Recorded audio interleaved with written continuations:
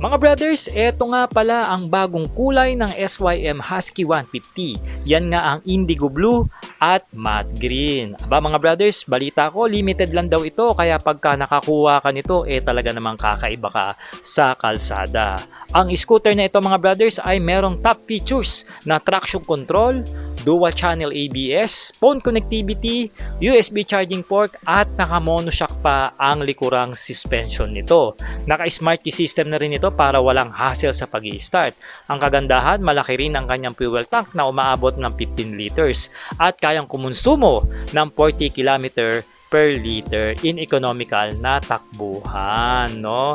At syempre pa mga brothers, naka-colored digital meter na rin ang ating meter panel dito. At may laki ang underseat storage ng 22 liters capacity. Pagdating naman sa kanyang makina, meron itong 149cc, single cylinder, single overhead cam na 4 ang kanyang valvula. Nakaka-generate ito ng 14.5 horsepower and 14.5 Newton meter of torque. Naka-liquid cooling na rin ang mismong motor dahil mataas ang kanyang compression ratio na umaabot ng 11.2:1.